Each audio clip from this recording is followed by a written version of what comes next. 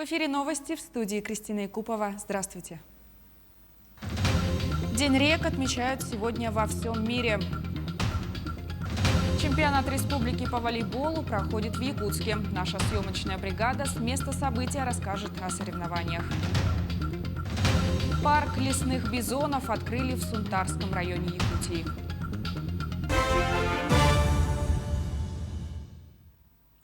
«37 новых случаев коронавируса выявили за сутки в республике. На Якутск приходится 25 случаев.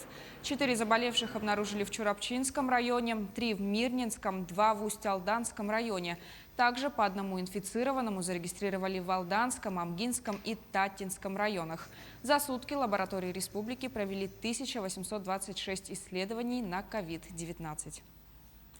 Между тем, полный курс вакцинации прошли свыше 32 тысяч якутян. Первый компонент препарата получили 55 132 человека. В республику поступило 56 412 доз вакцин. Из них использовано более 98%. Что касается последствий коронавирусной инфекции, врач и телеведущий Евгений Комаровский рассказал, как избавиться от кашля после болезни. Облегчат состояние и ускорят возвращение к нормальному самочувствию дозированные физические нагрузки, свежий воздух, прогулки возле водоемов и в лесу, правильное питание, хорошее настроение и позитивный взгляд на мир. Медик отметил, что не существует никаких волшебных таблеток. Важно сохранять оптимизм для борьбы с коварной болезнью. Переходим к другим темам. Международный день рек отмечается сегодня во многих странах. Праздник также носит название «Международный день действий в защиту рек, воды и жизни». Учрежден он в Бразилии в 1997 году на первой международной конференции против строительства крупных плотин по инициативе американской экологической организации «Международная сеть рек». В конференции приняли участие экологические организации из 20 стран. Девизом дня стали слова «За реки, воду и жизнь». А в преддверии праздника акцию «Чистая река» провели ученики средней общеобразовательной школы села Тихтюр совместно с инспекцией охраны природы Мегино-Кангаласского района и Якутского комитета экологического надзора республики. Подробности у наших коллег.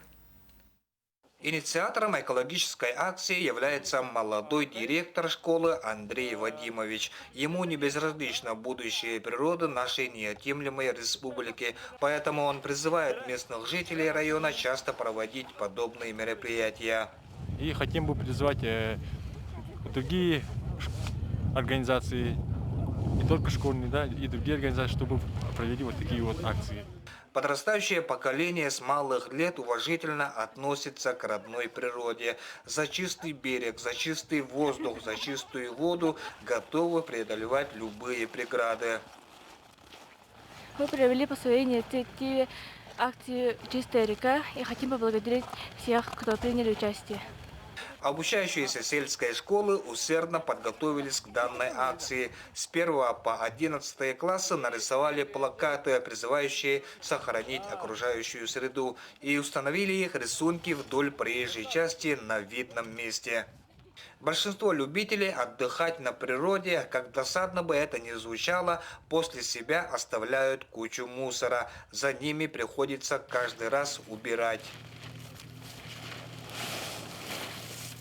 Нет, промышленных отходов нету, есть вот чисто бытовые картон, коробки, пачки сигарет, пластиковые бутылки то редко встречаются.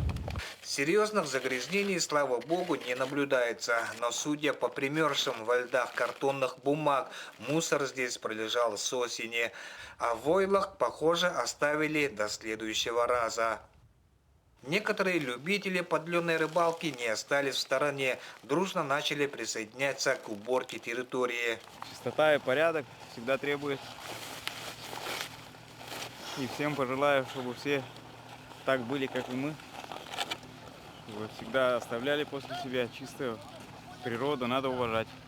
Провели беседы с рыбаками, раздали памятки, чтобы они после рыбалки весь свой мусор собрали и увезли в город или в село. В итоге из небольшого участка собрали несколько мешков мусора. Инспекторы охраны окружающей среды поблагодарили участников акции, вручили символические подарки детям. Артур Старостин, Микино, Кангаласский район. Поэтапное снижение грузоподъемности ледовых переправ в республике начнется с 26 марта. В первую очередь планируется запретить проезд автомобилей общей массой свыше 30 тонн по автозимнику Якутск-Нижний Бестях. С 1 апреля также начнется поэтапное снижение грузоподъемности через реки Вилюй и Алдан на федеральных автомобильных дорогах Вилюй и Колыма. Сроки снижения грузоподъемности ледовых переправ могут быть скорректированы в зависимости от фактического состояния ледового покрова и погодных условий.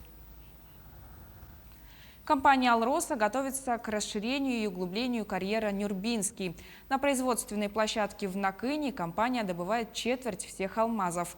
Карьер за годы достиг в длину 1,5 километра, а в ширину 1200 метров. Но чтобы глубже забирать руду, этих размеров не хватает, поэтому и понадобилась реконструкция. Роман Муконин с подробностями. Всем готовность. Проводим взрывные работы. Взрывать породу – ювелирная работа. Важен точный расчет, чтобы направить заряд в нужную сторону.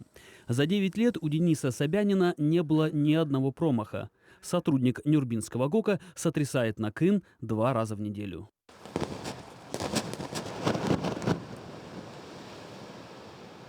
Зрелище, конечно, эффектное. В этот раз в карьере сделали 2 взрыва. Успешно. Теперь работы остановят на сутки. Спускаться опасно для жизни. Едкому дыму нужно рассеяться. У нас взрывался на горизонте 250 вскрышной блок. И внизу для выполнения плана по алмазодобыче взрывали рудный блок на глубине 405 метров примерно. Взрывчатого ВВ использовано в количестве 100 тонн. На следующий день на глубине 422 метра снова идет работа. Водителям предстоит вывести 30 тысяч кубометров пустой породы и доставить на склад почти в 5 раз больше алмазоносной руды. Времени у горняков немного. В течение нескольких месяцев предстоит добыть еще порядка 500 000 тонн руды. А после окончания работ в карьере начнется реконструкция. Реконструкция карьера предназначена для того, чтобы расширить чашу карьера и обеспечить возможность поднятия руды технологическим транспортом. После того, когда мы после реконструкции откроем карьер в 2025 году, добыча руды будет вестись безостановочно до 1937 года. Сейчас кимберлит копят на складах. Эти запасы, в том числе и руду с соседней трубки Бутобинской, фабрика будет обрабатывать 4 года, пока в обновленном карьере Нюрбинский снова не начнется добыча алмазов. Роман Муконин, Артур Голиков, телеканал «Алмазный край». Коммунальщики Якутска провели субботник в микрорайоне Марха. Так техника расконсервировала и пропарила выгребные ямы.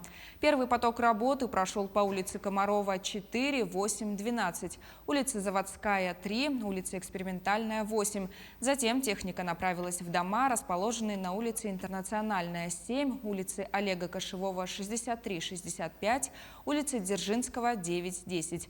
Напомню, субботники в округах и пригородах Якутска проходят с 8 февраля по 1 июня. В Якутске продолжается чемпионат республики по волейболу среди женских команд первой лиги. Стартовали состязания 11 марта. Всего участие в них принимают 6 сборных из разных районов республики. Это Мирнинский, Усть-Алданский, Алекминский, Амгинский, Чурапчинский, а также команда города Якутска. Сегодня проходит заключительный этап чемпионата. Подробнее о соревнованиях готова рассказать Саргалана Неустроева. Она на прямой связи со студией. Здравствуй, Кристина. Только что закончилась игра команды Усть-Алданского и Чурапчинского районов. 4-я партия закончилась со счетом 25-20 в пользу команды Чурапчинского района. Но 5-я партия оказалась решающей и со счетом 15-8 выиграла команда Усть-Алдана. В игре не обошлось и без травм. Так, во время игры ногу повредила спортсменка из Чурапчинской команды. К счастью, на месте дежурит врач, и поэтому волейболистки быстро оказали медицинскую помощь. Будем надеяться, что ничего серьезного, а тем временем следующими на поле выйдут уже команды Якутска и Алекминска. Затем будет заключительная игра Амгинского и Мирнинского районов. В этом году также отличные результаты показала команда Амгинского района. Пока у них не было ни одного поражения. Ну а за золото поборются команды Якутска, Амгинского и Мирнинского районов. Ну, конечно, целый год команды провели без тренировок, без чемпионатов. Этот чемпионат первой лиги первый в этом году. Следующим станет уже на следующей неделе станут два чемпионата среди мужчин и женщин второй лиги. Ну а подробнее о ходе этого чемпионата нам рассказал главный судья. Всего играет 6 женских команд. Ну, на данный момент у нас без поражений идет команда Амгинского улуса. По одному проигрышу имеет команда Мирнинского района и города Якутска.